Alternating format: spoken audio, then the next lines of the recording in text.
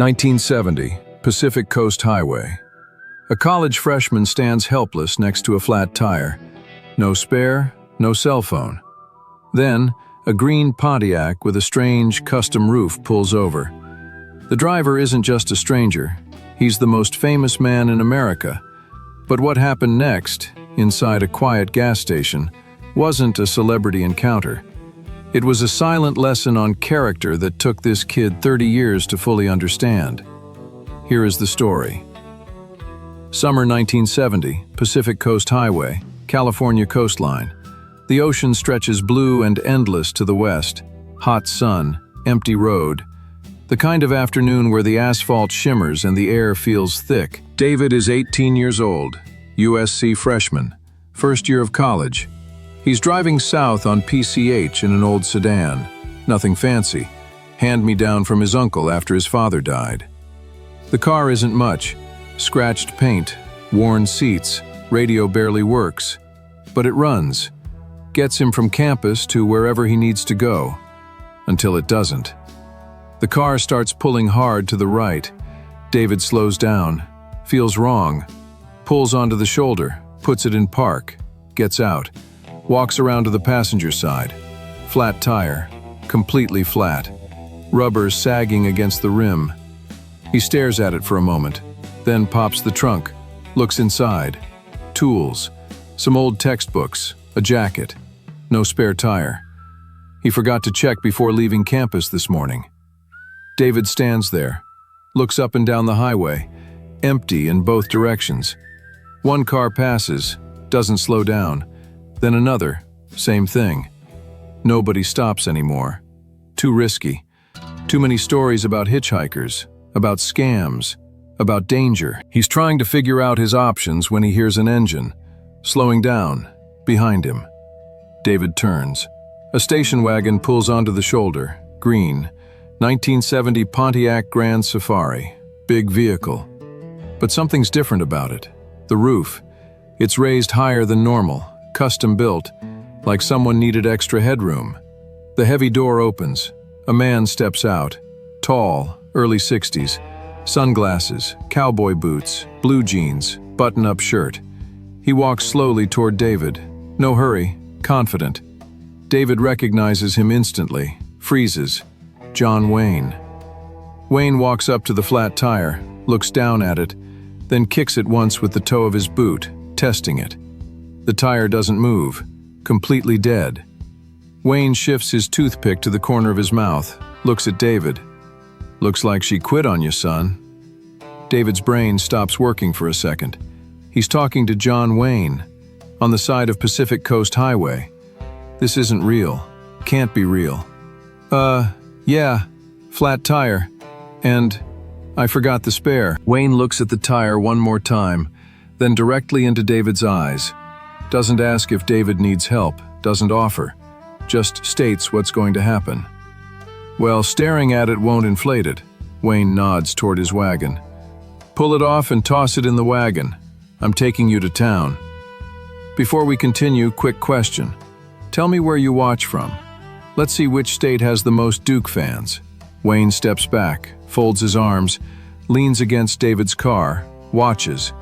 Doesn't touch the tire. Doesn't grab tools, just supervises. Like a teacher, like a commander. David kneels, gets the tire iron, loosens the bolts. His hands are shaking slightly. Not from the work, from the situation. John Wayne is standing 5 feet away watching him change a tire. This is not how his Tuesday was supposed to go. The bolts come off.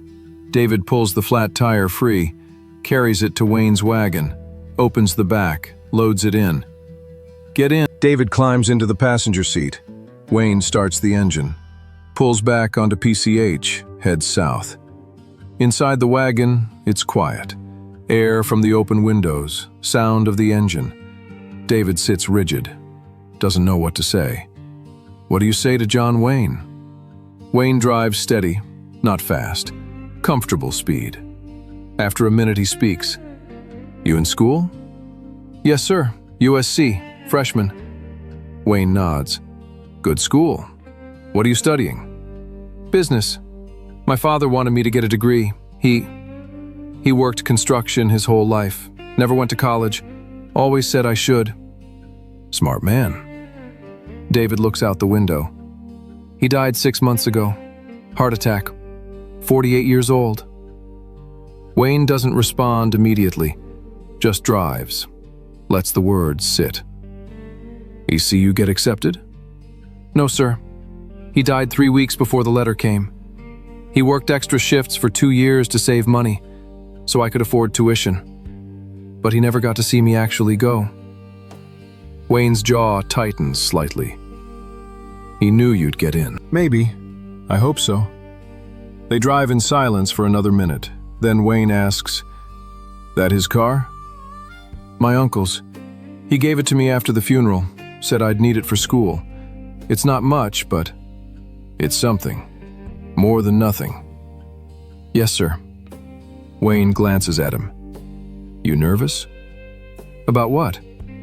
"Talking to me?" David laughs despite himself. "Yeah, little bit."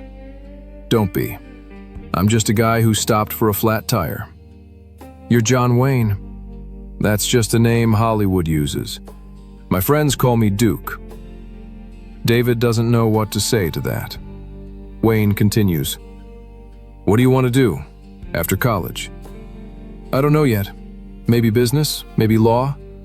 My father always said get the degree first, figure out the rest later." Wayne nods.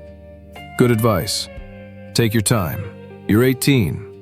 You don't need to have everything figured out." The conversation feels surreal. Normal advice, normal questions, but from John Wayne. In a custom Pontiac on Pacific Coast Highway, David's brain is having trouble processing it. They arrive at a gas station in Corona del Mar. Small place. 2 pumps out front, garage bay on the side, a small market attached. The station is quiet. No other customers. Just one mechanic working in the garage bay. Wayne pulls up near the garage, gets out. David follows with the tire. The mechanic looks up from under a hood, sees Wayne. His eyes widen. He straightens up, wipes his hands on a rag. "Mr. Wayne?" Wayne nods. "Got a flat here. Can you patch it?" The mechanic takes the tire, inspects it. 20 minutes, maybe less. "Appreciate it." Wayne turns to David. "Let's get out of this heat." They walk toward the small market attached to the station. Wayne opens the door. Cool air hits them immediately. Not air-conditioned, just shaded. Out of the direct sun. Better than outside. Inside there's a counter. A few shelves with snacks and supplies. And in the corner, a Coca-Cola vending machine. Red and white. Glass bottles visible through the front. A cashier sits behind the counter. Young guy, early 20s, reading a magazine. Doesn't look up when they enter. Wayne walks to the vending machine, pulls coins from his pocket, puts them in, pulls the lever. A cold bottle drops. He does it again, pulls 2 bottles out, hands one to David. The cashier still hasn't looked up, absorbed in his magazine. Wayne and David walk back outside. The cashier never knew John Wayne was 10 feet away. Outside, Wayne finds a spot in the shade, against the building, out of the direct sun. They stand there, drink their Cokes, watch the mechanic work on the tire. Wayne doesn't talk much, just drinks, watches, comfortable in the silence. David sips his Coke, still can't believe this is happening. The mechanic works methodically, patches the puncture, tests the seal, reinflates the tire. 20 minutes. The mechanic finishes tightening the last valve. He stands up, wipes his grease-stained hands on a rag, looks at the tire, then at Wayne. "All set, Mr. Wayne. She's good as new." Wayne nods, reaches for his wallet, but the mechanic raises a hand, looks nervous, like he's about to ask for a huge favor. "Sir, nobody's going to believe this. Would you mind?" He points toward the market. Wayne smiles slightly. "Get the camera." The mechanic jogs to the market door, leans inside, yells, "Hey Jerry, get off your ass and bring the camera out here, now!" A muffled voice yells back from inside, "I'm busy. What for?" "Just bring it." A moment later, the door kicks open. The cashier walks out, annoyed, squinting in the sudden sunlight, holding a cheap Kodak camera. He's looking down at the lens, fiddling with it. "This better be good. I was in the middle of..." He looks up. He stops dead. Standing 5 feet away, leaning against the green Pontiac, drinking a Coke, is John Wayne. The cashier's jaw literally drops. He looks at the mechanic, then at the car, then back at the Duke. He forgets how to breathe for a second. Wayne tips an imaginary hat. "Afternoon." The cashier makes a squeaking noise, can't form words. The mechanic laughs. "Take the picture, Jerry, before you faint." Wayne waves David over. "Come on, kid, get in here." David stands between the mechanic and Wayne. The cashier's hands are shaking slightly as he lifts the camera to his eye. Say cheese." Wayne's voice is dry. "Whiskey." Click. The moment captured. 3 men, a gas station. One afternoon in Corona del Mar. Wayne pulls out his wallet, counts bills, hands them to the mechanic. More than the repair costs. The mechanic nods, understands. "Don't tell the kid." They drive back to David's car. The highway is still empty, still hot. Wayne pulls up behind David's vehicle. They unload the tire. David lifts it out, carries it to his car. "Mr. Wayne, I should pay you back, for the tire, for your time, for..." Wayne waves him off. "You don't owe me money." "Then how do I pay you back?" Wayne looks at him directly. "When you see someone stuck on the side of the road, you stop. You help them. That's how you pay me back. That's what real Americans do." David nods. "I will. I promise." Wayne gets back in his wagon, starts the engine, tips his head toward David, then pulls onto the highway. The custom roof visible as he drives away. Gone. David stands there, fixed tire leaning against his car. He watches the Pontiac disappear south on PC8. Then he gets to work, lifts the tire, lines it up, pushes it onto the bolts, tightens them one by one, gets it secure, lowers the car, puts the tools back in the trunk. He starts the engine, pulls onto the highway. But instead of heading back to campus, he turns around, drives back toward Corona del Mar, back to the gas station. The mechanic is still there, looks up when David pulls in. "Forget something?" David gets out, pulls a piece of paper from his pocket, writes his address, hands it to the mechanic. "The photo. Could you send me a copy? When you get it developed?" The mechanic smiles, takes the paper. "Yeah, I can do that. Thank you for everything." David drives back to campus. The tire holds. The car runs fine. Everything back to normal, except nothing is normal anymore. 2 weeks later, an envelope arrives at David's dorm. Inside is a photograph, black and white. 3 men standing outside a gas station, a mechanic, a college kid, and John Wayne. Proof that it actually happened.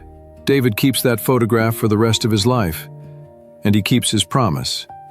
From that day forward, David stops for every stranded car he sees.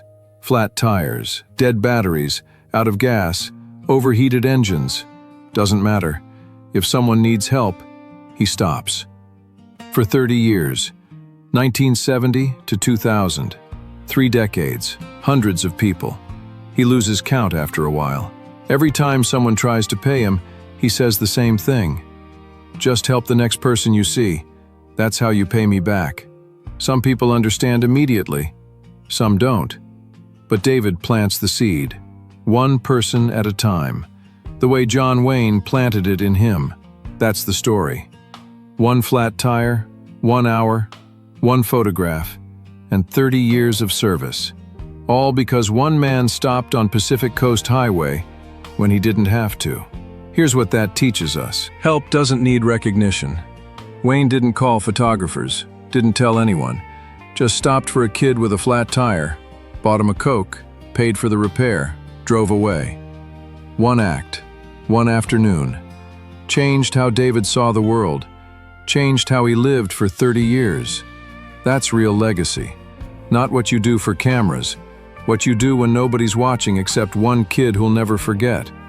Wayne was 63, one lung, cancer survivor. Every excuse to drive past, but he stopped anyway. Because that's what you do. That's what real Americans used to do. And sometimes one act is all it takes. One stop, 1 hour, one photograph, to change everything. And by the way, most of you watch these stories but forget to subscribe. That's just a YouTube thing, you know? If you leave a like and a subscription, we will be able to reach more people, so we can keep honoring his legacy together.